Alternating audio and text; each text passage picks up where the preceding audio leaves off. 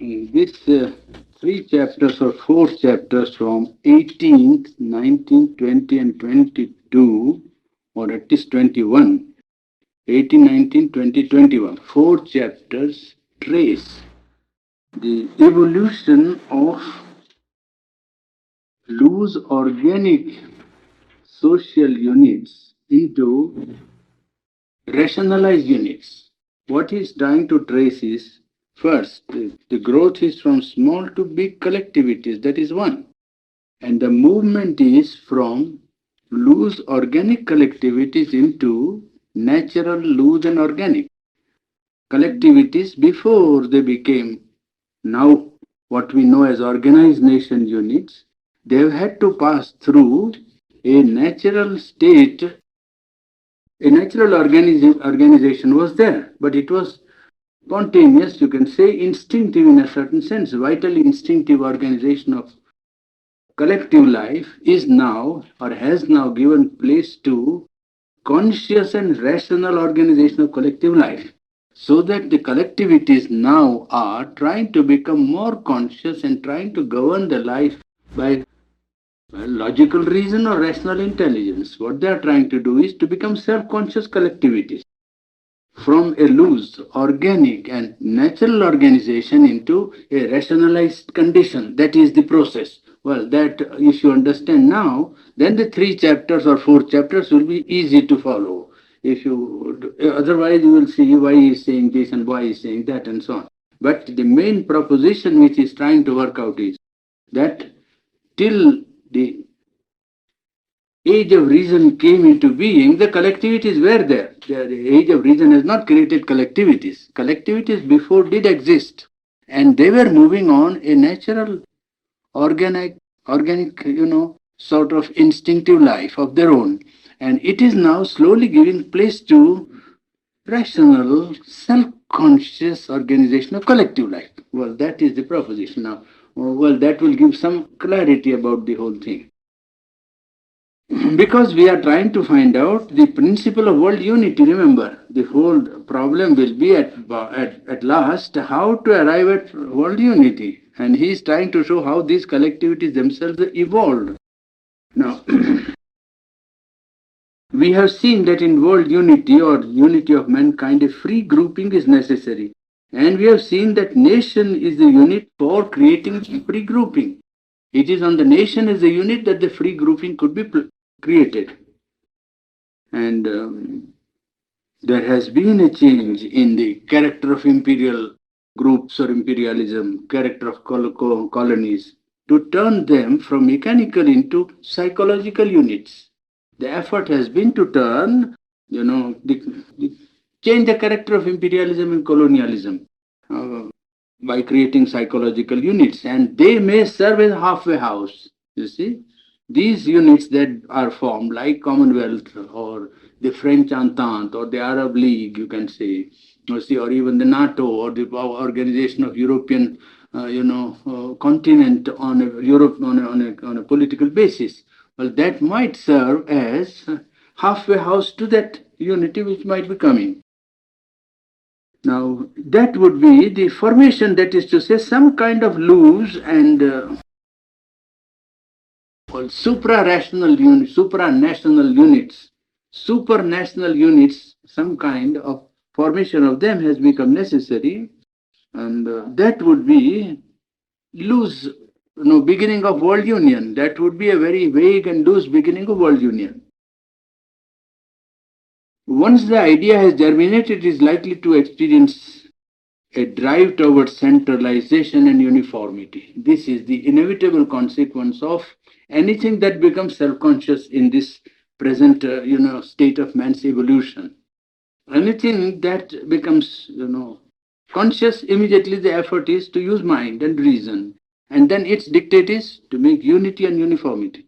This is, you can't escape, you see. So he says that the drive will be towards centralization and uniformity. And we have seen this in the formation of nation unity itself as an inevitable tendency in any effort at establishing unity.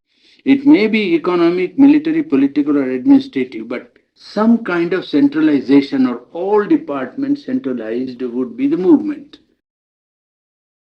The world is now ripe for democracy and socialism. Why? Because the collectivities are now becoming self-conscious societies. They were natural organic units. They are trying to become now self-conscious societies. That is to say, they are trying to become free, self-regulating collective organisms. That is what they are trying to become. Free, self-regulating collective organisms. That is the effort. And there are many possible forms of collective life which have been seen and tried: theocratic state, autocratic state, plutocratic, aristocratic, monarchical, dictatorial, and so on. Well, they have been found to be, they have seen that out of that, democratic form is found to be the best. It is best in the sense of not perfect, because human being himself is perfect and imperfect, and he cannot create a perfect constitution out of his imperfection. Therefore, democracy is not best because it is perfect, but it is out of the imperfect possible political constitutions. Well, a democracy is the best selectable, best that could be chosen. Is not the last word, he says, but it is the standing ground for organizing collective life, a standing ground for the collective consciousness, on which standing it can then organize itself into some sort of perfection that it can envisage in the mind. Another reason for the choice of democracy is that no single individual can determine the evolution of a rational and a self-conscious society. However great that individual may be, it is impossible for him to decide the course of collective evolution of a whole group, because so many forces have to be counted and so many group interest, group psychological factors have to be taken into consideration. It's not one man. And he says almost that it is a sort of monstrosity, but it has happened in history. People have spoken for the whole race and decided like that. It has never worked. It has never worked. You see, he has given the instance of Charlemagne and other dictatorial people who actually brought about great changes, because they, to some extent, embodied the collective life and dictated a course for a certain time, or gave expression to something that was needed by the collectivity. But no individual can lay down the course of evolution of the collectivity, however great it may be. That no individual can determine the evolution of a rational and self-conscious. You could decide when society was not self-conscious. Nobody was thinking. Then a king came and thought, or a theocracy came and thought, aristocracy came and thought for them and say, how can they know? They are fools. They have no sense. They have no consciousness. We know what is good for them. Well, in one sense, it was at that time right. But it won't work. You see, when the society has become self-conscious and rational, it will not work. At the time when people were not conscious, somebody thought for them, of their good, and probably was right in thinking, and what he gave was good for them also. But in a self-conscious and a rational society, it would be different. Of course, it would be different. The masses had not awakened and reason had not permeated social strata. Then you could have dictated, you see, and one man could have thought at least a century or two ahead of the times of the masses. But otherwise, one of the most important part of democracy is to train the masses to do the work which democracy requires of them. And this work democracies are not doing, because they are organizing themselves on party lines. You see, their one main function should be to educate the electorate. They don't. They educate the electorate on party lines. They don't make the man in the street, the common man, the voter, conscious of his responsibility as a part of the, nation unit, part of the conscious, state, that you are responsible for what those people are doing, and that in that you have to think not in terms of your interest, group interest, or even national egoism, but on some general principle of how ultimately unity of mankind is to come into being. Well, if the man is not trained, the voting takes place on absolutely bases which are not at all, to say the least, rational. The voting never takes place on rational basis, and then democracy, as expected to work, does not function. They had no, yes. One of the most important parts of democracy is to train the masses to do the work which democracy requires of them. And democracy can bring about this conscious and organized unity. Socialism also can bring about a fundamental equality. These two forces, democracy and socialism, are a sign of the growth of self consciousness, one. And secondly, the application of reason or rationale to the solution of collective problems. These two, democracy and socialism, point to the fact that collectivities have become self conscious and that they want to solve their problem logically or rationally. That is a sign. Socialism and democracy both give you the proof that the collectivity has become self conscious. It has gone out of the state of natural organic collective life or organic guidance, and it is becoming now self conscious and rational or logical. The force which is available is how do these people, how these two forces are to work. What they have is desires, passions, and interests of the masses, half enlightened, and reason also half awake. And there are therefore confused experiments, recoils, resistances, rival ideas, clashes, and through that, some working of this conscious awakening of the masses is taking place. It seems to move only by necessity and convenience. The whole progress seems to be by compulsion, some sort of need.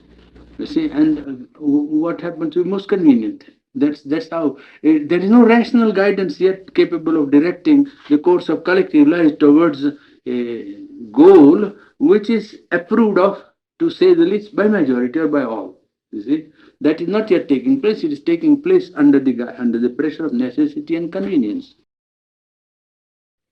In determining the evolution of unity, race, language, and economic forces are powerful. But the decisive element is psychological factor which dominates, you see.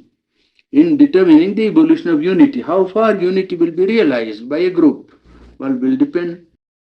Of course, there is race element. You see the Indians here and the Americans, or you go anywhere else, the Mongolians and the others. You see, immediately you see the race element is there, language is there, and economic forces are there.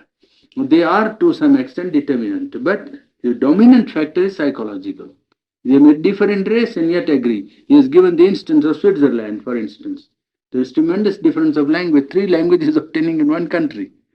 And there are other parts, Latin and Teuton, German, French, and Italian language at the same time, you see. And yet the unity is there. So that these are strong factors. In the same way as pointed out in many other countries. I give you one instance because I want to save time.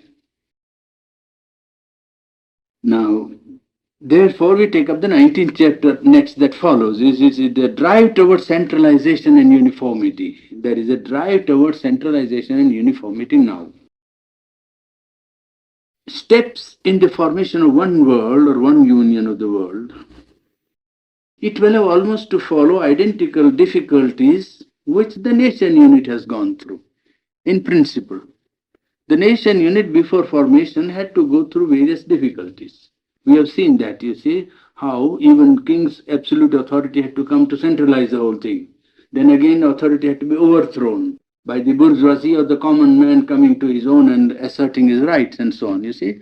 So we have seen how the nation unit had to pass through several stages in its evolution. He said the unity of mankind might have to pass through identical difficulties in essence.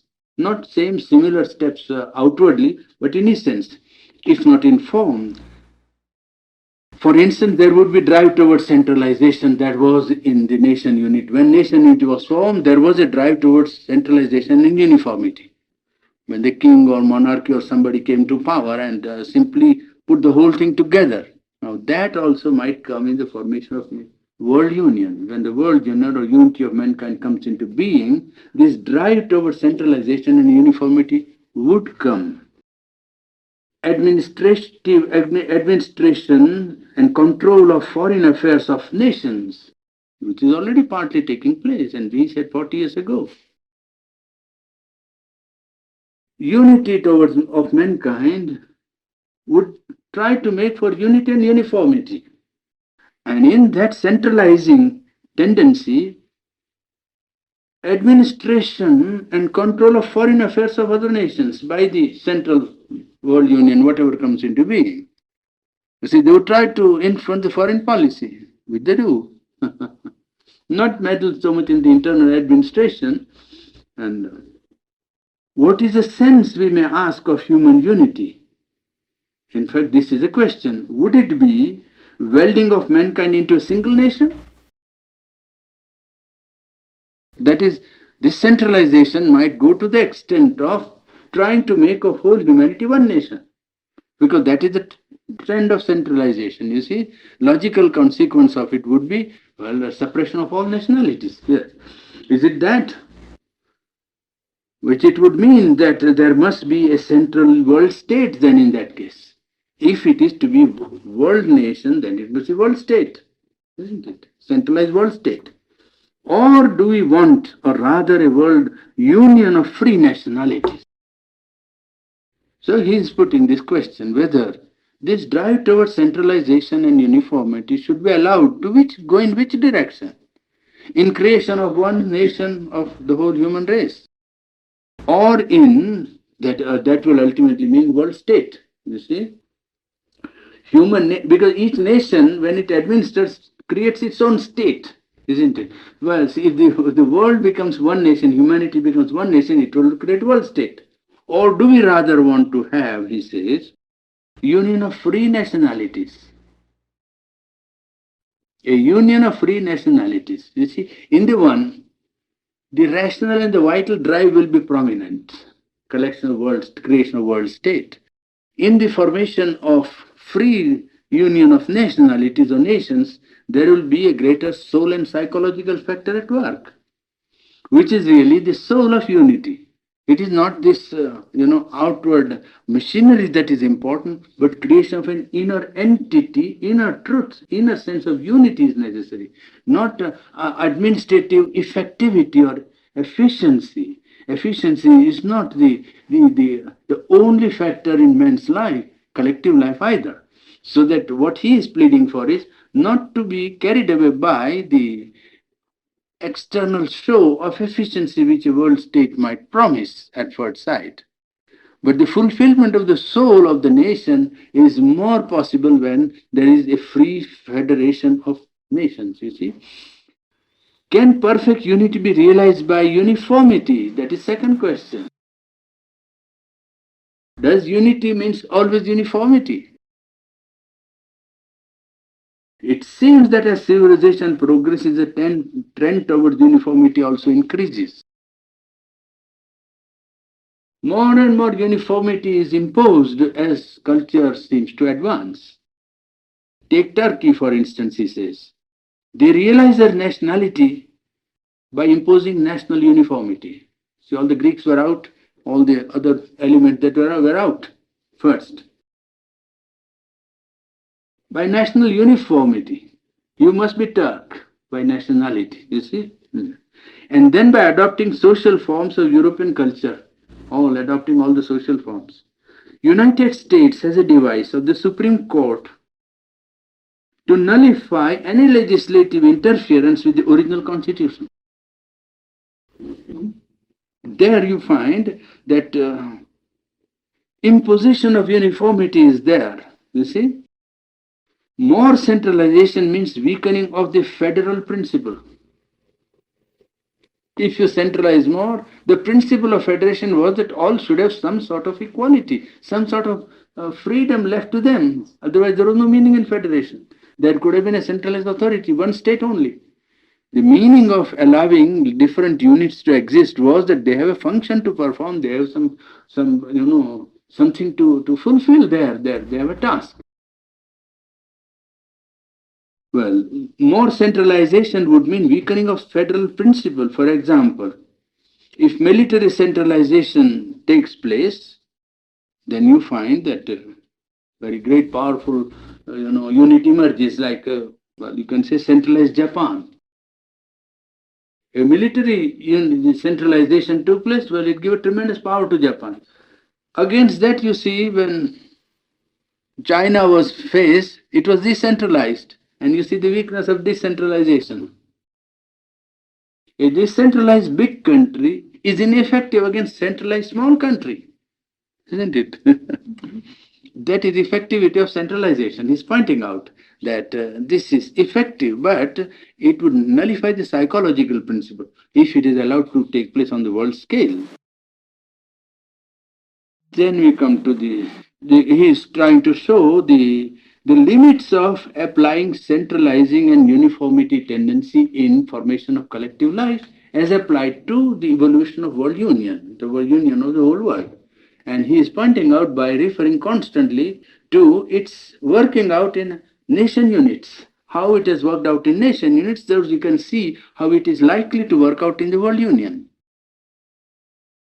And in the 20th chapter takes us to the idea of legislative power, you see, the legislature. And this brings us to the principle of sovereignty. In a state or in a nation, who is the sovereign? Who has the sovereign power? Sovereignty resides in what? Well, this question has been put. And in the beginning, when the nations were not yet self conscious and not rationally organized, the power was there, but it was subconscious. It was left to play of forces of life, organic, natural forces. Sometimes it was a king, sometimes it was a leader, sometimes it was an aristocracy, sometimes an intelligent group who was intelligentsia or aristocratic, who represented the soul of the people, and so on. It was not one constituted authority constitutionally brought into existence. There was no constitution. Constitution is a result of reason coming out to the surface and governing. You see, there was no written constitution in many countries of the world. Even some of the countries which are regarded highly developed and cultured, there was no constitution, no written constitution. Its written constitution comes only when the self-conscious, life in the collectivity becomes self-conscious. Now, there was no conscious legislature in the beginning. And so a sign of sovereignty is power to legislate, power to pass a law. That is a sign of sovereignty. Where has this sovereignty remained? Power to make laws for the group life or the country or for the people. Before, means in ancient times, the group is generally always behind the highest individual of the collectivity. You see, the highest man of the collective life is much forward than the group life. Group is always behind. You see, group life is always behind. It is far behind the highest individual. And you find that when state is organized, nation gives rise to the organization of state. And the state has main function is legislation. There was no legislation before. There were laws which were customs. Customs were the laws. You see, prevailing usage, what was being done by usage. Well, there was no written law. But we have seen that for 100 years this has not happened. Therefore, 110th year it must not happen. That's how it was, you see. He has given the instance of Latin, of Greek, and all the constitutions. He has given the names of those, original, parentage from which the present constitution have emerged. Wittenagemots in England, for instance, village panchayats in India, was groups of villagers who decided by usage, not by written law, but said, no, but in this village or in this part, something like this has not happened. Therefore, if this man has done it, no, not allowed. So that's all. There was no law. Custom was there. So the growth was law. In place of law, there was only habit and habitual behavior, habitual actions. It was called achar. You see, practice, what you call practice, custom, or institution, based on that custom or practice. An institution, practice or institution. And then comes conscious law. You see, in ancient times there were no constitution. The authority was there, but the authority was not centralized like this. And even centralized authority was not rational and self-conscious. Supposing the king was given the centralizing power, either he was elected or he was hereditary, and his freedom was strongly restricted by very often a free hand in foreign policy, but in the main functions of the state, which means three functions: financial, executive, and official. The state has, over and above foreign policy, state has within its own rights finances, execution, and official work, representing itself as an entity, so to say. Well, these three functions, the king was not absolute in ancient times. And whenever fight came really for the sovereignty, it was on the question of power over the purse. They left him free for foreign policy sometimes, and very often, the people were forced into a fight or a peace, not knowing what was, because they didn't want to bother about the details. They knew that the foreign policy would be governed by this man looking after the interests of the state. But the power of the purse was really the point of, I mean, struggle between the collectivity and the governing power, centralized power. And then, king was not therefore determinant of the whole existence of the state. He was determined to some extent and comparatively free in decision of foreign policies, but in application of his the carrying out of administration or in the executive side and official side, he had severe limitations. And fight for democracy centered around this sovereignty. Sovereignty consisted in legislative power, and legislative power will depend upon the man who has got money of the state. So sovereignty ultimately comes to, well, power over the purse. And it is there you find that real sovereignty resides in capacity to dispose of, well, the purse of the state. And England fixed this point as the point of struggle between the state authority. And England, for the first time, solved this problem by asserting the right of collectivity to dispose of the purse. And automatically, the power of the king was always afterwards restricted. And all over the world, well, that part became accepted that if collectivity is to become self conscious, it must get its sovereignty. Sovereignty means power over the purse. So that expenses and, the expenditure and collection of taxes must depend upon the legislative power of the state. State must decide, the people must decide what they are going to gather and how they are going to distribute what they gather. You see? This power was the central force, and not only free sovereign foreign policy was not the central point.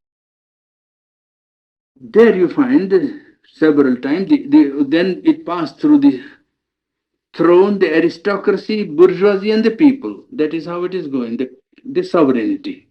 If you watch, it has passed from the king to aristocracy, from there to bourgeoisie, from bourgeoisie to the people. This sovereignty power over the purse, you see. And this he tries to show that in England this happened because of the power of taxes and king's right to collect the tax. In France, the same thing, because the king refused to tax the aristocracy who were rich, and the church and clergy who were also enormously rich. And the whole burden of taxation fell on the common man. And one of the principal causes and basic, the cause of French Revolution was this inequality. That the aristocracy and the clergy were left out, the richest and the most powerful interests of the state, and the common man was subjected to pay the taxes. That was the basic cause, one of the basic causes of the French Revolution. So the administrative side has three parts: financial, executive, and official. And the centralizing tendency takes place along these lines, you see, when the nation unit is formed. So in chapter 21, you come to legislative and social centralizing and uniformity. Is that 20 or 21? 21 now. Yes. Powers of administration are not complete unless judicial power, power to make laws, you see, is also taken up as part of administration. Administration of a state is not complete only when collection of taxes is done for the matter. You see, economic is no economic, financial is the moot point of sovereignty decides. But it is not complete till judicial, administration also is taken up and centralized because it's necessary for law and order to keep the existence of the state or to keep the safety of property and person. Unless and until a judiciary comes into existence which protects the citizen against injustice or against violence and so on, law and order is necessary part over and above financial, power of the purse and power of judicature, power of justice, power of doing, well, maintaining law and order by enacting laws. In ancient times, this also was of customary character. There was no set order, no judiciary, you see, the promulgation of law was not there as a code. Code did not exist in ancient times. The jury system, the panchayat system, the guild, for instance, they decided. They without anything written or without any law, you see. In Rome and Athens also, the same system of justice presided, you see, and what? A jury was created by lot, you know that. Sometimes they cast lot and people, it is very strange. If you read the evolution of judiciary, it's very remarkable. You see how sometimes the collective instinct was capable of injustice, by maneuvering the whole thing. But they could do injustice also. It was customary, the law of custom rather than law which was accepted by people, understood and interpreted by jury, by somebody who specially belonged to that. Because some of the laws were not state laws, some of the laws were religious laws. And then they had to be interpreted by either by the clergy or the Brahmin or the ulema or the priest. He had to be called in to say whether this is right, isn't it? That's how Christ was killed. Christ was crucified because of the prevailing religious law among the Jews. It was not Roman law. I mean, it was not state law. So he points out that the state is not supreme in certain departments of legislation. State has to yield to a religious authority and religious law, which is only custom, which only comes because people have been living like that or believing like that or behaving like that. There was not uniformity at that time. When state came, then unity in authority and uniformity in law. One authority and uniform law for all. That comes when, well, it was bound to come when the state idea became fixed in the collective life. Because there were religious laws before, and even now in the formation of present set of laws, religious laws in a society limit the operation of the state as a sovereign power. State is not allowed to legislate on these matters, so that the absolute sovereignty of the state is limited by religious laws prevalent in the society. And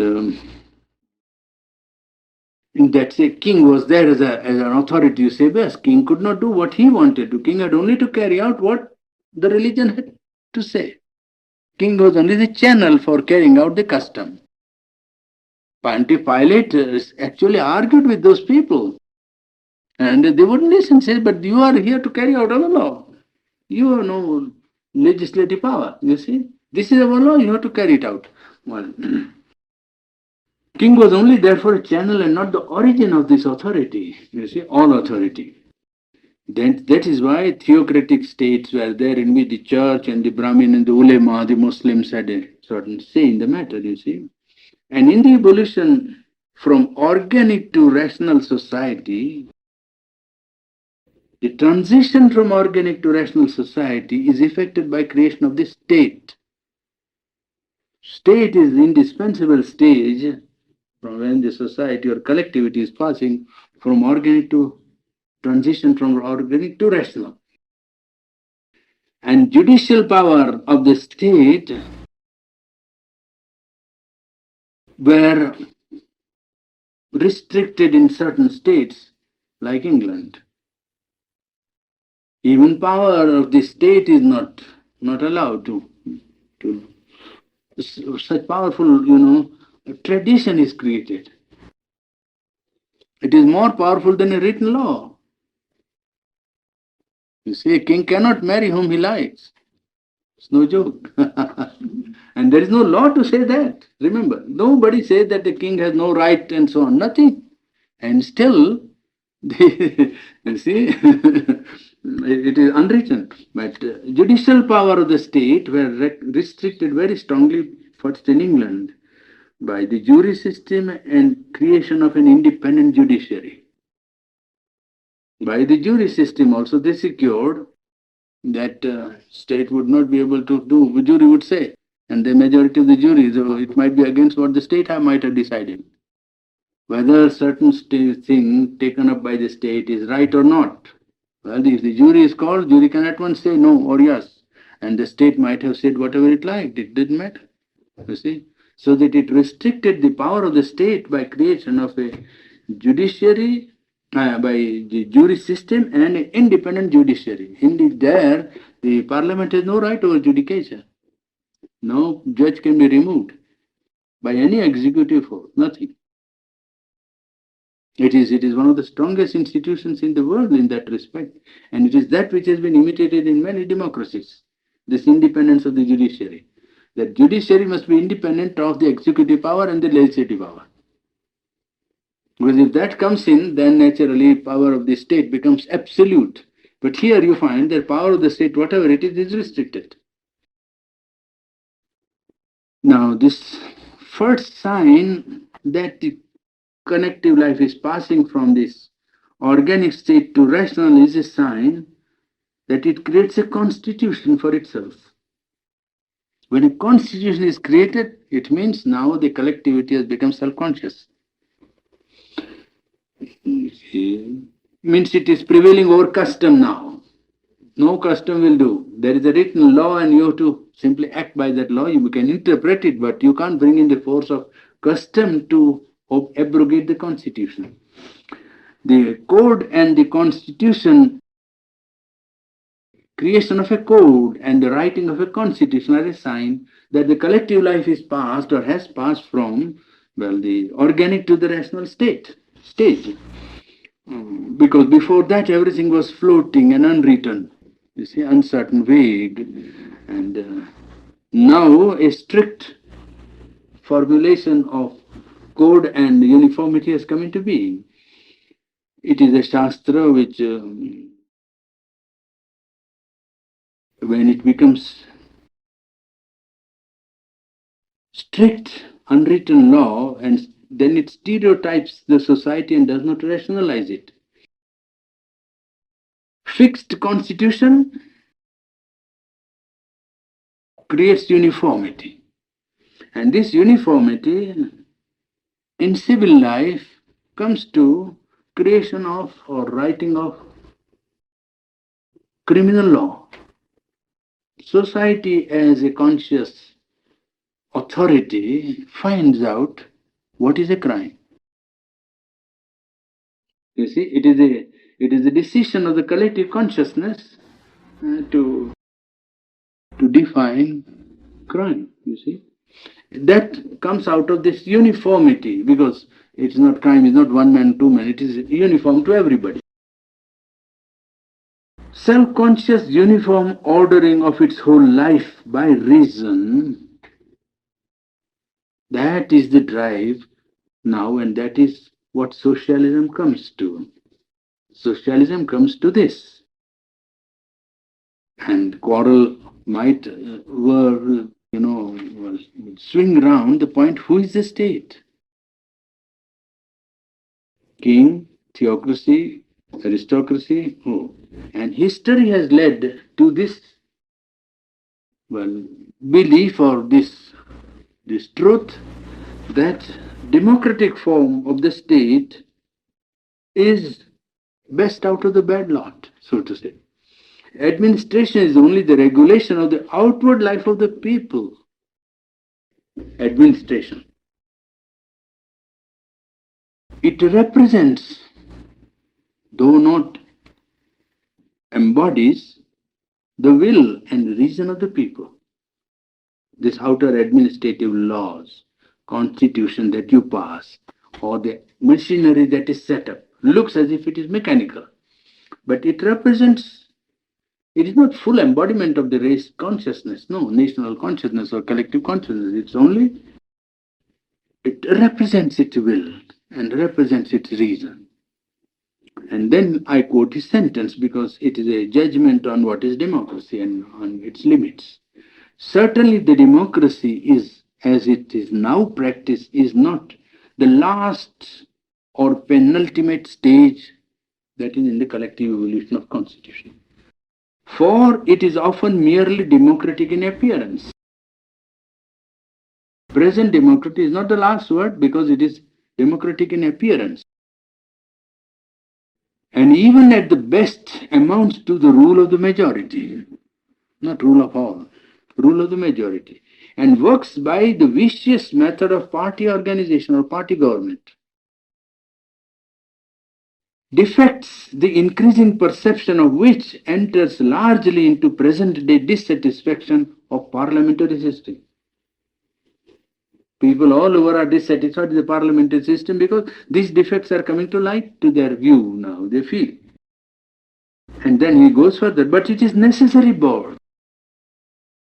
You cannot reject democracy as it stands because there is nothing better substitute. Therefore, it's a necessary broad standing ground upon which the self-conscious consciousness of the social being can come to its own.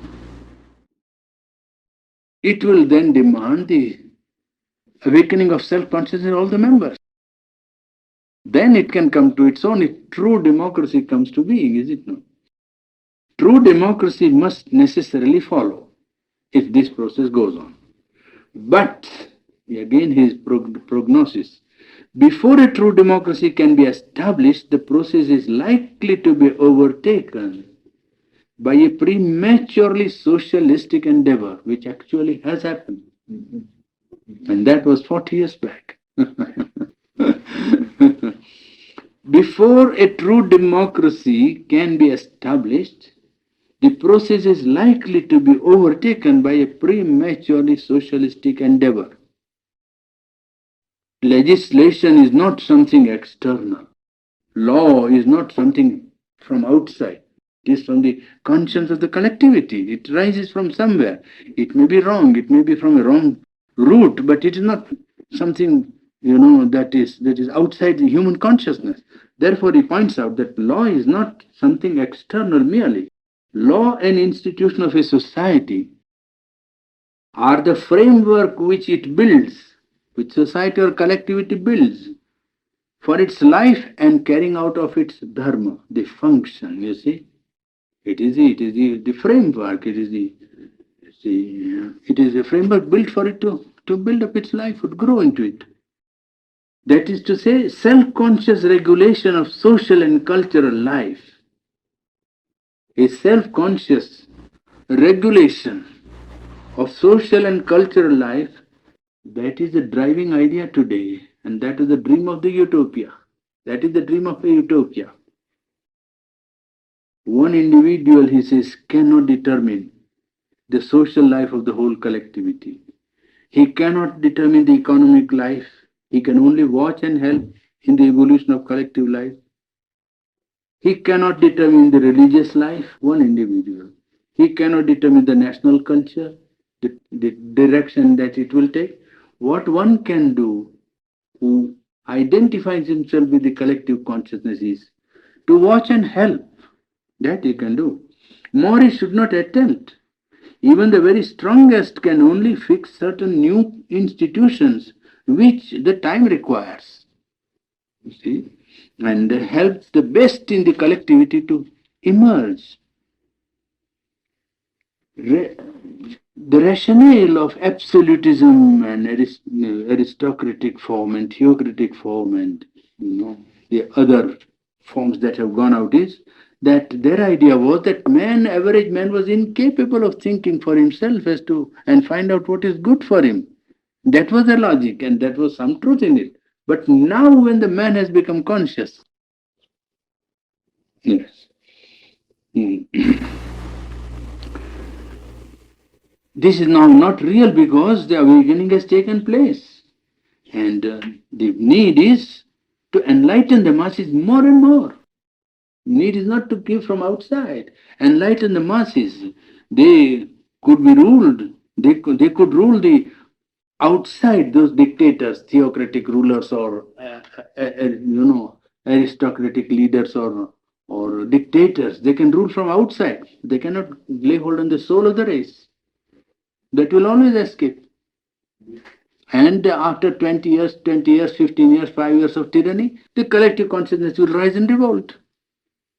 Or it will die down of its own, stagnation and decay, slow decay. Two ways in which this absolute authority generally dies out is a revolt of the conscience of the collectivity, social conscience, one, or a slow decay from within, which eats away the vital capacity of the state. So that what it does for some time is that it leaves very strong, dictatorial power by restriction or crushing down of free thought, free speech, and free association. And positively, what it tries to do is to control religious life and the state rule and artificial monstrosity to think that the state could permanently go on ruling for all time, as it is considered by one authority or one man or one group, even a group of people. It is impossible, is it? For the collective authority to take up the role of God, so to say, making things eternally and forever is something that should not happen, is it? However great the man may be, however great the man, he cannot foresee the line of growth of the collectivity in all departments of social life. It's impossible. And they fail by inner decay or by outer revolt. You see, because oppressed consciousness revolts after all. But still, they have played their part. These absolute powers, absolute democracy or dictatorship had something to say. And he, on the contrary, points out that absolute monarchy or absolute dictatorship is really the parent of today's absolutely socialistic state idea. State socialism to be absolute, well, is only legitimate parent of absolute monarchy and absolute powers that were exercised by people in the past. The same thing.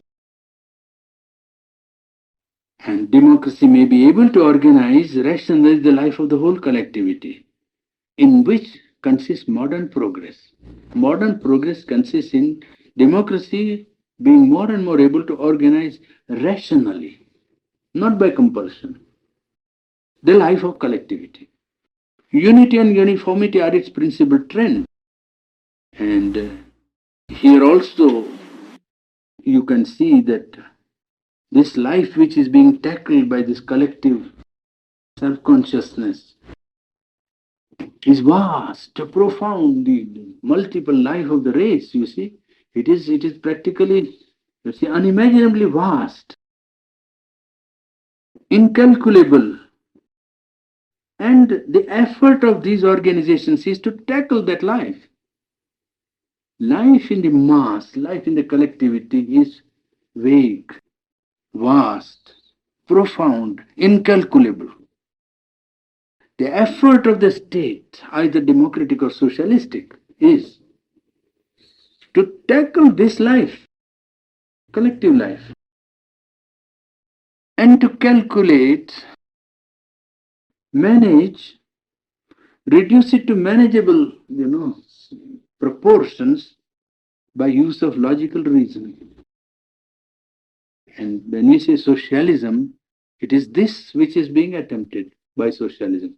Uniformity of social and economic principles and processes that govern the collectivity, secured by means of a fundamental equality of all and the management of the whole social,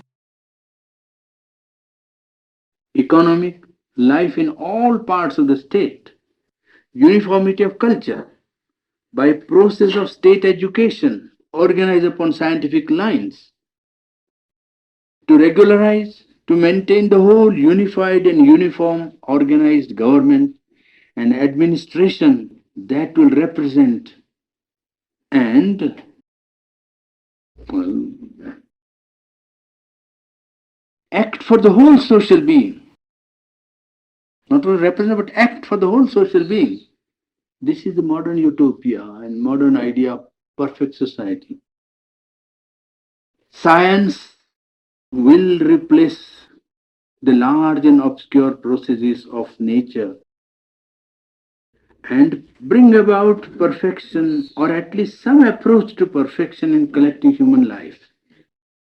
If reason is allowed to dictate and organize a self-conscious life of the collectivity, then this uniformity of social life, economic life, based on the principle of unity and uniformity, trying to take hold of the social and economic life, cultural life, take education, and apply science to collective life, and try to create a regular, self-conscious effort at perfection.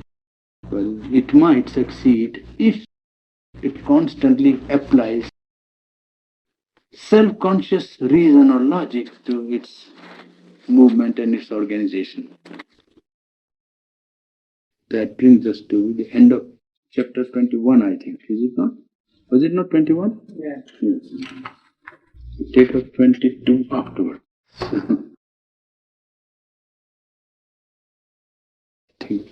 That brings us to the end of chapter 21, I think. Is it not? Was it not 21? Yeah. Yes. We take up 22 afterwards. He has taken up the financial side, he has taken up the administrative side, he has taken up the legislative side and shown that the drive is towards uniformity and centralizing. And this and that has its advantages and good point. And that represents to some extent the movement of consciousness of the collectivity. The consciousness of the collectivity, when it is governed by reason, self-conscious reason, then, well, if the whole mass can become, capable of that self-conscious reasoning, it is certainly possible to create a nearly perfect society, not a perfect, but as perfect as possible by taking advantage of scientific progress. The problem would be how to educate the masses to that degree of rationality so that they might be able to see, irrespective of their subconscious impulses, interests, desires, selfishness, pride, egoism, only judge rationally. Well, in that case, it is possible to create a perfect approach to perfection in collective life by a self-conscious organization of reason applied to the solution of collective problems. It is a gradually rising degree of consciousness. What he wants to point out to us is that in the organization of collective life, there is a growth of consciousness. And in the growth of consciousness, application of powers of psychology, which are higher than powers of vitality. The vital being of man is full of desire, full of impulses and selfishness. When the collective life moves out from there and stands on or tries to act on self-conscious reason, it's a development. You follow? This has a very organic connection to his whole outlook. What I am trying to point out is that this is not a study in sociology or politics. This is prognostication or reading of the growth of collective life on earth. And he is trying to show that growth has been taking place from inconscience to a greater and greater degree of consciousness. Even in collectivity, that process is on. And now, when we come to the end, you will see that he is trying to point out that not only rational but a supra-rational principle of collective life is also possible. He will point out further chapters that reason has its limits, and rational application will come to a point where it will find now we cannot go further. Then it will be necessary to think whether supra-rational reality can be embodied in collective life. Now we are trying to create a collectivity based upon reason.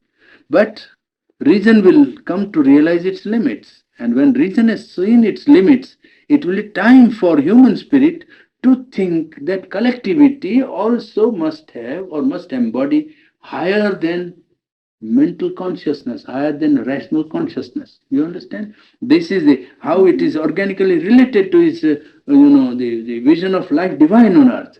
That life divine also will be collective life divine, not only individual life divine. If you were going to teach this to the masses, though, wouldn't you have to, if you're going to teach it in the colleges, wouldn't you have to go through either socialism or political science? There has to be some field or some course of study or some category. Well, you can put the books itself for study if they want to. They can put the human ideal of human unity and human cycle for study and then go about it. But it would be in the department of either Of political course. science Yes, or sociology of course. or even in psychology. Oh, yes, it could Yeah. be. But it would have to go through those departments, even though it's more than Oh, that. yes. Yeah. No, point is that we are not studying for the sake of politics. No, I know. We are studying this question as an evolution of collective life. And then, Prince, what are the elements that are at the back of this movement of collective life? That is what we are studying. And he's pointing out that gradually the collective consciousness not only is organizing greater and greater groups, larger and larger bodies of man, but they are moving out from instinctive life, vital life, life of interest, commonality, from there and custom and organic and natural life into reason, rational life in the collective life. And time will come when man will have to feel the need of outgrowing this rational and logical consciousness as a guiding force in his collective life. He will require a greater force to organize because he will feel that perfection cannot come fully till he outgrows his limit. And when he has outgrown the limit, then he will see the possibility of organizing collective life around not reason, but round a divine spirit, round a divine spark in man. Then the problem will be not how to make the people happy, but how to fulfill them. The fulfillment will be by expression of the inner divine reality of man, the inner divine soul of man. For that, then this collective life will have to see how to organize the life of the collectivity, administrative, judicial, educational, cultural, political, all life around the realization of this divine spark in man and its fulfillment and expression in life. I wonder if there would be a college that would be willing to let you give a course in providing you'd be willing in this ideal of human unity. And yes, we can lecture for. Switzerland. In Switzerland, they have a college there in the Sudan where they study parapsychology and supramental consciousness. And they are working hard at it in Switzerland. There's a college where they give degrees in that. You might find yourself. No, there'd be an opportunity in the United States. Because we're putting Chance here.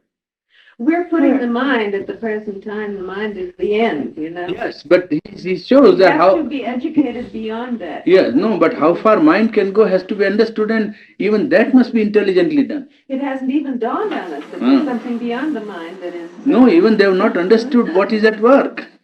Right. The best leaders have not realized what is at work. They are so much taken up with immediate problems that they don't think that the whole thing is now how to rationalize the masses. Even if you succeed in doing that, you will be helping in coming up the supra-rational, because that is the way in which it is done. The larger application of one principle makes the evolution of the next one easy. But the leaders don't realize it. They are only, we have to do this. This is plan and this is our program. What is the plan? Plan is to rationalize man. Plan is to make the man conscious. That is the plan.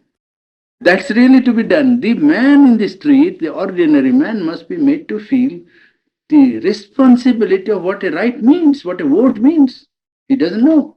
Do you happen to know the name of the native, the Indian that has become now an American citizen, who is the representative in Congress from Bakersfield? Do any of you know his name? You Yes, one thing, one Sikh. all right. Now, he is on the Appropriations Committee for foreign aid. And he has gotten over a point of getting it to the people so it doesn't go into the corrupt organization. I think you could get a reception in Washington. They're just about, I think, to establish a Department of Culture, which we have not had. All the time you were talking, it just kept pouring in. I think you can. I think Singh, Well, Singh might have his own difficulties or his own problems. I don't know. he's so well accepted. I saw him on a panel, and they showed him deference. They really did. Who's that saying? Yeah, from Bakersfield. He is from, yes, from San Diego side, Yes. from that side. And he really has gotten the point over till the whole program is being switched more in his, he didn't say too much, but he just kept barreling in until now there is a recognition, and the whole policy is commencing to say, we must see this gets to the people and not to the governments. The people must do something. So I don't know, but it's another one of those things to think about. But how to get at Singh, I don't know. Well, Uh, to Bobby Kennedy is who I send it to. well, and the other Kennedy too, also perhaps the one about, that's down there that belongs to you that somebody left and, you know, that I could have had. About, what is it, the mind of light or something like that? The first of it is about the physical, you know, the development of the physical, and Kennedy has recently expressed, great dismay about the physical condition of our, children, you know. But I suppose some of it would be the timing, wouldn't it? That is when the time is right. Right. When the time is Well, right. time is right when somebody makes up his mind, you see. You see, the time depends upon the individual who awakens and he begins. Well, Then the time begins to change. You see, time doesn't come from like that from people because they are unconscious or half conscious or only taken up with the immediate and the present. Somebody who sees the problem now, as he saw 40 years back, now this is not today's writing. no. And how profound it is, you can see how much. I tell you, the whole study of Toynbee is a commentary on this great man's vision. It's a commentary, nothing else but application. Well, He can show you on a big field how these things are working out. That is his merit. Vast literature. He has got, volumes and volumes. This is the principle. You read these two small books and you say the whole history of man is compressed. And not only what has happened, what must happen. What future holds. Which Toynbee said now, we'll come to it when we come to the end of it, I'll show you from Toynbee's own quotation that it's a trans-rational, movement of history. Sri Aurobindo calls it supra-rational and supra-mental, and he calls it trans-rational. That's the only difference. But he has actually to admit the necessity of a trans-rational presence as a moving force of history. well, that's what I meant. There is no greater application of Sri Aurobindo's view than that. By timing, that's what I meant. How many people have this realization? That there is a difference? Yes. Now that is you see that some people begin, then at one center, those who feel similarly come together. And that's how the time begins to change. You see? Well, then this time starts to change from there, and then it becomes a wider and wider circle till, as he said, islands of light are formed everywhere and they join together. Becomes a big continent afterwards. Well, Sri, Dr. Chaudhary frequently lectures at church conferences and seminars. And I think the churches throughout America and Canada are working very hard on this problem and have been for years. And they're teaching in their cemeteries. They're teaching comparative religion and philosophy, and they're not teaching their creeds and doctrines in the Protestant church nearly as much as they are an overall survey of psychology and social and economic conditions and comparative philosophies. Now their students are being trained in modern thought and even modern forms of legislation. So I think that the churches themselves are coming towards this. And Well, they should if they want to fulfill their true function. All the same, at the Presbyterian, I think there's seminary in San Anselmo, I heard the dean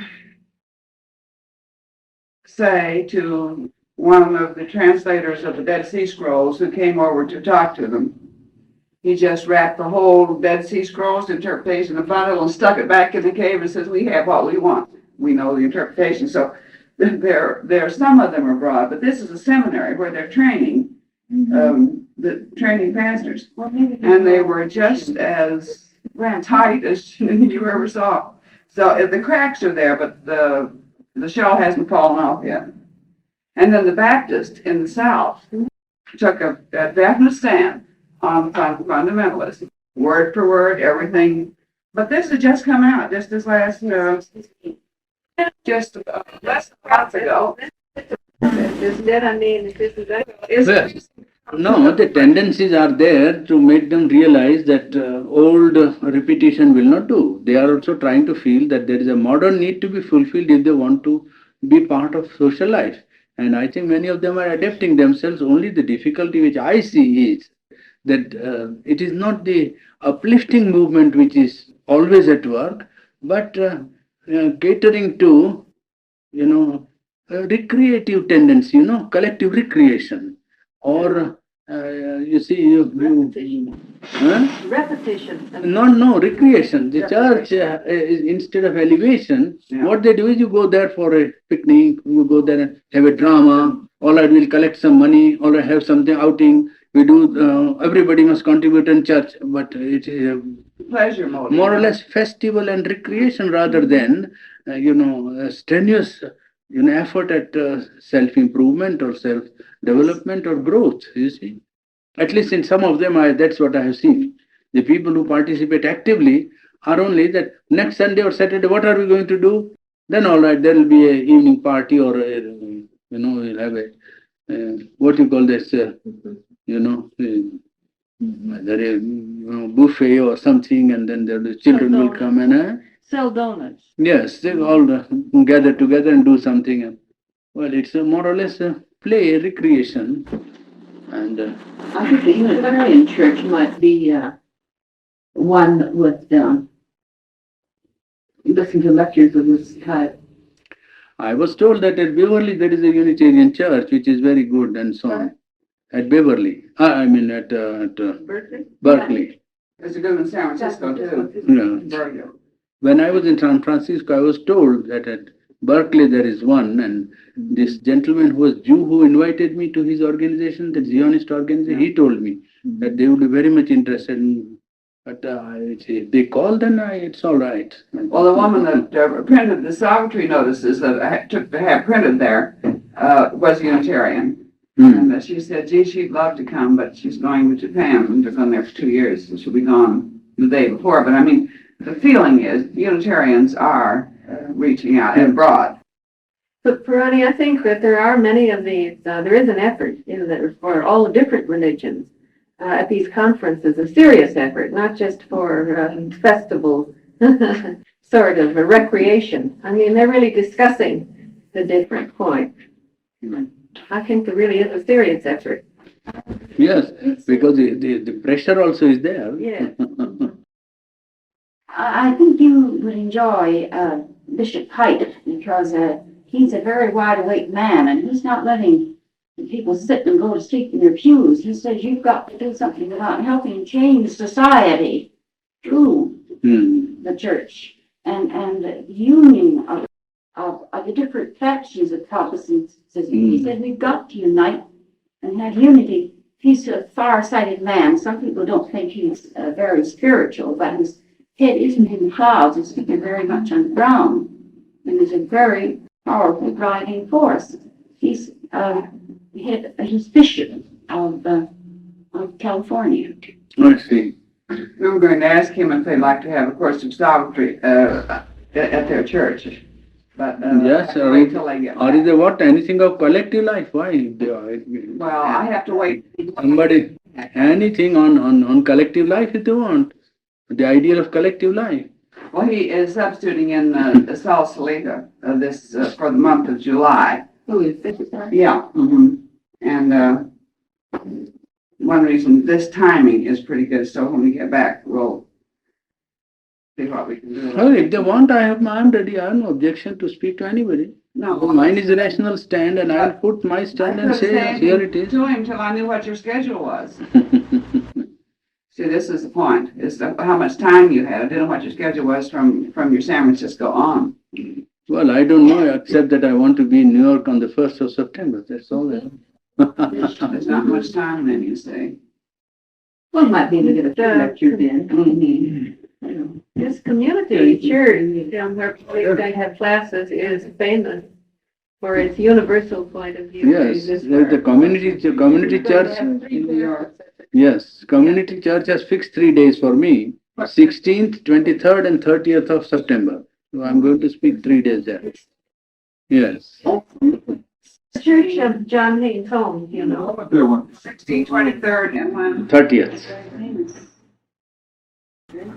And now Donald Harrington is the minister. I heard a lecture on atheism in that church. It's good. What's They the, was speaking of atheism in a church. John Haynes Home. And he's very definitely, and he went there, visited Gandhi, you know, and so forth. He's really. Yes, Holmes is retired now, is he? Yes, he's retired now. Yes. And Donald Harrington. Yes. who wrote If I have time, I'll meet him. I Yes, don't mind we meeting. will. Yes. If I have time and if he is available, I'll Yeah. meet him. I don't mind meeting. Because I'm speaking that 3 days to Yeah. the study groups. Yeah. One is this crisis of culture. Mhm. Second is world unity. And third is the spiritual remedy. That's what you're going to speak on? Hmm. Wonderful. Well, I might just say this. I don't want to speak in, if it's maybe, but you can take it on part of and see it. But Dr. Showed Church. often, lectures Good for these suggestion. groups. And he went to Portland, Hmm. up near Canada, up in the northwest. Hmm. And he certainly could give you a great deal of information on what is going on in the cultural centers of the churches Hmm. and the theological seminaries. He could give you, and Dr. Spiegelberg could Hmm. too, because Yes. he taught in Berkeley and taught comparative religion for quite a few years in connection Hmm. with the church and University of California. you need to talk to some of our classes. When he was Yes, up there. but I mean, he actually was in Berkeley in the midst of the theological colleges there. He taught there, so he would know, but that, I don't know, that must have been a few years back, Hmm. see. But both of those men, Dr. Spiegelberg, Oh, They would know. what is going on, you see. How about the titles of those lectures again? You're going to give them the yard. Well, crisis of culture. It was just this spring that Dr. Schluter went up to Portland. Crisis of culture. Oh, and second was world unity, unity of the world. And third was the spiritual remedy. Wonderful titles. I should say. 16th, 23rd and 30th. There is one other question about how to reconcile these two statements. One statement was, no individual can determine the evolution of a free-thinking society. Yes, the whole evolution, yes. Yes, the other statement was, group life is always dragging behind the highest individual. Yes. Therefore, you have how do you reconcile those? How do you? No, they don't lead. The individual who is forward goes forward on his own. He is speaking of the individual as leader of the group. Yeah. Well, then he cannot determine their He evolution. can't determine it. But However great he may be, he cannot lay down all the financial and social and cultural movement and so on forth. That is not possible for one man to do. He can watch and he can guide, that he can do. But as an individual, he has every right to go forward. And the society has to, if it thinks this is worth imitation, well, then they will have to imitate him. You see, what he is doing, he is going on his own. And in this book of Creative Understanding, years ago I read this, but I haven't been able to look into it. But Count Kaiserman gives a chapter on the mass mind, the unconsciousness in the mass mind. And he says, I remember this much, that the statesman is able to feel and weigh this mass conscious mind, whether he does it rationally or instinctively. And he brings forward what is there. And that he said that constitutes great statesmanship. It's not altogether rationalizing. He knows when the mass is ready to act. And Yes. he works with that factor. Yes, instinctively or intuitively. That is a sign of a statesman. You see, a sign of a statesman is not only to feel, but also what is coming, if he is really a great statesman. Not only how far he will take the people, that is one side of his knowledge, but also where to take. They are never ready. Well, they don't. They are never can't ready. rationalize. Yes, that's it. So, but he knows how far he will be able to carry them in what he sees to be worth doing or necessary to do to reach a great ideal. To reach a great ideal, he has a vision. And he knows that immediately I can't reach the whole of it. But one step, two steps, three steps I can go. So what he does is to look at the masses and instinctively or intuitively feel how far they will bear the pressure. And he puts that much and carries them forward like that. But the problem today is, what Sherundo is pleading in this is, that the mass must become conscious. They must be trained. If democracy is to be real, each citizen must become rational to some extent in thinking about at least collective problems. He may have his own foibles, but in thinking of collective problems, he must become self-conscious and rational. how can you do that?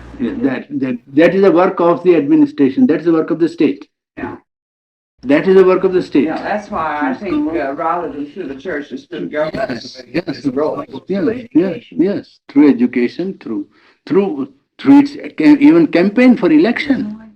If they are true statesmen, in their elective campaigns they can do it. When they go out for election, the first thing they must do is to awaken the masses to reason. To not to ask only for vote for what he stands, but to show what he stands is rational. Not interest and calculation only, but to say that decide on the basis of your consciousness and reason, not on the basis of interest. Now that campaign must be there. The state can even do while doing political propaganda. More it can do by education, certainly. Well, pardon me, I don't know all these were taken for, but in the last election, we had TV debates for the first time, and that is a point there. There was a definite attempt to bring issues before the public. Yes, that's it. That's train the man in the state to decide. You see, you may bring also interest in New York. I have to be on the first in New York first, because First of that's September in New York. 1st of September.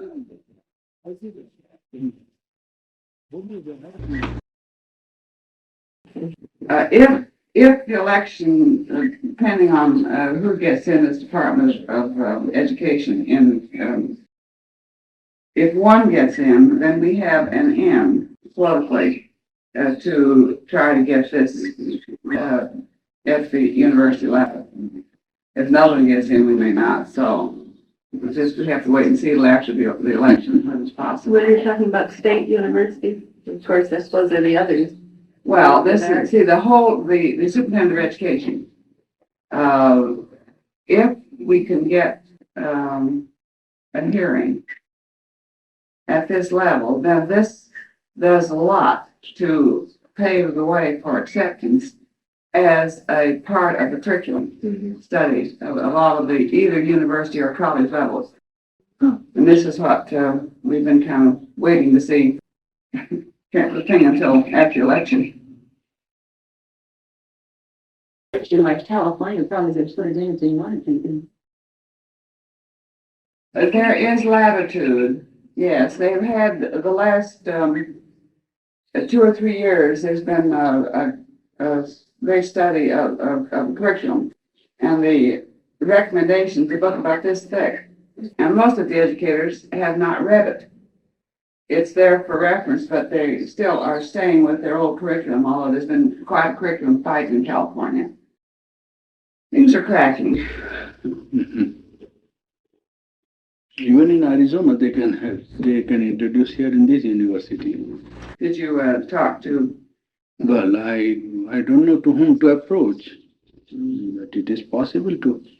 You need to speak in the university. No, to this get is part in of those textbook. books introduced as text or as recommendation books. You see, they teach Marx. Man like Brown can do it very easily if he wants to do. I mean, he has to get half a dozen persons to support him. They can do it. Then You mean Governor Brown or this? no, Brown? this gentleman who came here.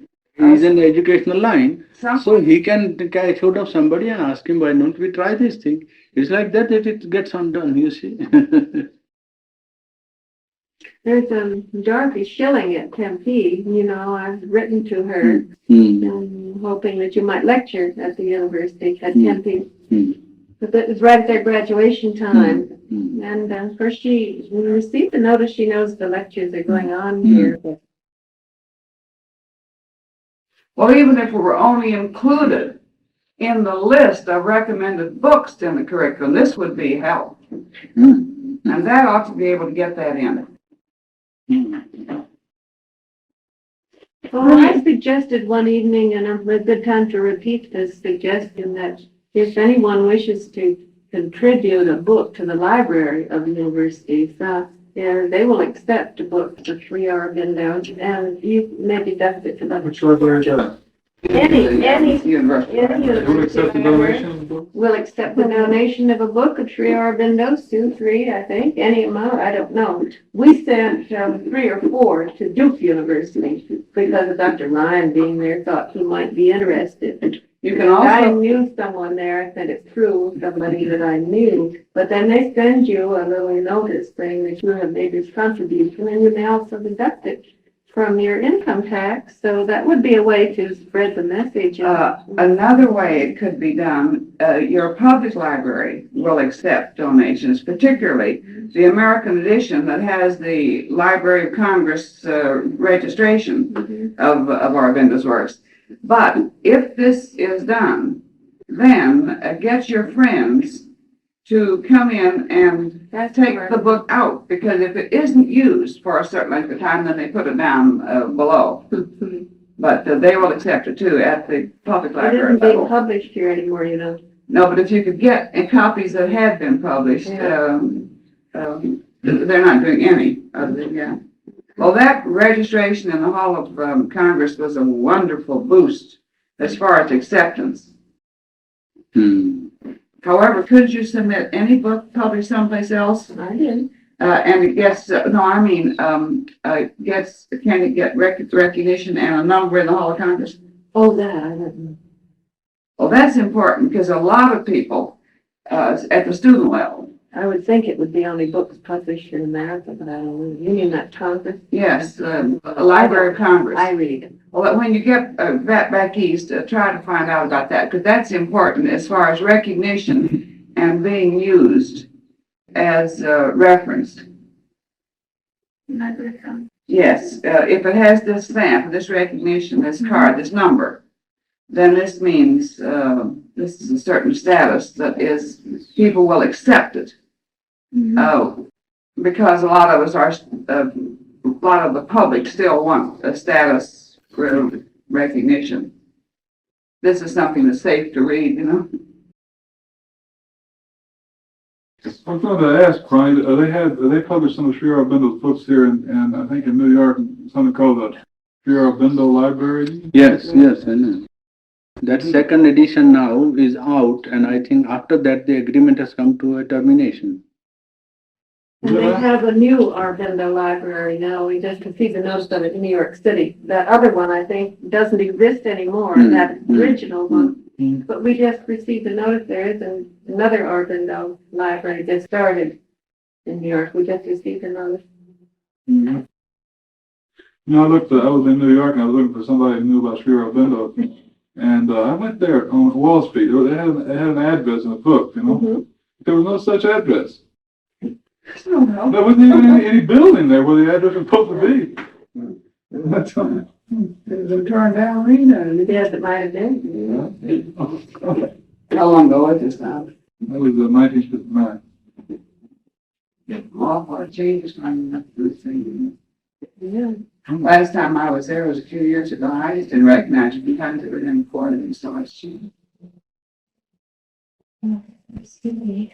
But, when I was looking up books, on literature in the University of California Library, that was my first time that I knew anything about Sri Aurobindo because I came upon his magnificent volume of criticism of poetry, with English poetry. Future poetry, you mean? Yes. Future And I thought, poetry. what a marvelous book. Why, this is the most wonderful book I ever read on poetry. When I went to the ashram and found out that this was more or less the home of Sri Aurobindo, I thought, well, this is marvelous. Yes, future poetry is there. But more is his poems are there also, big volumes of his poems. Collected poems, 2 volumes and 2 epics. Helium and Savitri, yes, they might not be there still.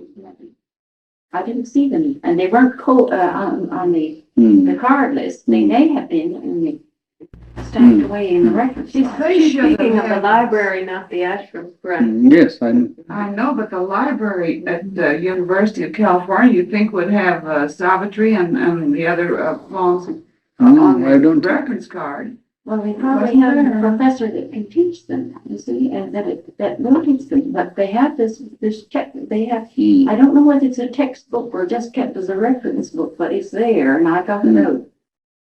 And I didn't know anything about it. I just thought it was just one little handbook.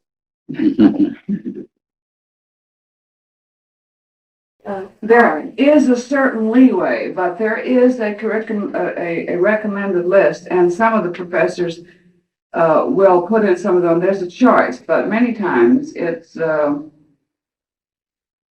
again there's a system that they don't buck the head man on the totem pole. They're keeping their own status, and there's a strong movement that unless you become administrative, in other words, the good teachers are looked down on unless they have the ambition to become administrative, so that the whole thing needs to be cleaned up.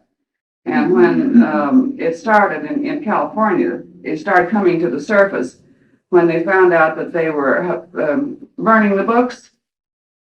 California printed their own books. Oh, you mean the grammar school textbook? No, well, yes, but I mean, when this came out that they were printing them, and burning them, then this started the investigation of the whole thing. Yeah, I remember that. And there's been a lot of controversy, but there is a preference. You can use choice, but you do use choice within the recommended. This is too bad, but this is the way it works. However, with this next administration, there will be a new principal of a new superintendent of schools, which is the first time for about 15 or 20 years. Well, the superintendent of schools wouldn't affect the university. Yes, he is. That's what they call the Department of Education. The head man on the totem pole for all the education in the state is called the superintendent of schools in Sacramento. This And relates only to California, not to all of this is only in California. That's no, just only in California. The Health, Welfare, and Education would be the department, and there's no Department of Culture as such, and this Department of Health, Welfare, and Education is rather recent. But gee, if we just get one state moving, it'd be a help. I would think California would be a good state to start with, unless it would be perhaps New York or someone where he's. I think California or New York, either one, are the two states that would probably be most willing to. A friend of ours is writing a thesis on Sri Aurobindo at the University of New York, I think it's called. Not quite sure what side, but at any rate, she's doing a thesis on Sri Aurobindo, and I would think, and with the counseling with her teacher, you see, and I would think that things like this, just these little things, would just help to bring an interest, beginning interest. And I noticed Dr. Sorokin is interested. Who? Dr. Sorokins of Harvard University. Mm. I noticed in the leaf of the book, he said something complimentary about Aurobindo. Mm-hmm. He's supposed to be some sort of an eminent sociologist, although they didn't pay much attention to him at University of California, Berkeley, because he was a little too unconventional or something. How long ago was this? I mean, anything unconventional at the University of California, Berkeley is so well accepted. I wondered how long ago this was that Sorokin wasn't accepted there. Well, I can't say exactly, but he wasn't accepted, but we didn't study him. Oh. And that was just 3 years ago or Oh. so. Mm-hmm. I was doing graduate work. Well, maybe they're becoming a little, because I know several years ago when who was the fellow plot on the page, the vice president, Wallace. I couldn't remember his name. Oh, when he was there, the whole university was almost communist. I mean, when he was president, I mean, vice president at this time in Berkeley. So maybe they've tapered down, but for a while there, anything that was unconventional was most accepted. That was a number of years ago. Well, perhaps non-conventional in some ways, but non-conventional in something transcending the rational. That's something really new. Yeah. They might be an unconventional in accepting a socialistic way of thinking or something like that. But this sort of thing, this is a type of unconventionality that isn't in mode at all. That's right. That's right. Yes, that is difficult for the rational mind to adjust, and even Sorokin finds it difficult, I can tell you. Yeah, I think so. Sorokin is not out and out a man No, who he's understands Aurobindo. He doesn't understand Aurobindo, whatever else he might be. But he comes closest, I Yes, imagine. he has some ideas which he might have taken and put in his own name. I mean, I don't object to that, because in thought there is no proprietorship and you can't patent thought, so it's good. In any way, good thought made current by anybody is good. But that I know that he doesn't understand Aurobindo. That I have seen one or two of his writing, and I know he doesn't understand Aurobindo. Or he thinks that he understands more. I don't know. read that too in this symposium that Dr. Chaudhary had, which is excellent in its way, but there's an article in there by Sorokin, which is rather, intellectual and one-sided, and he's read a little bit of here and there. He's eclectic. And he doesn't really understand, or he can't reach to that height that Aurobindo has, or he can't even reach to, Yes. These people, that is why I say that intellectuals have the least chance of development.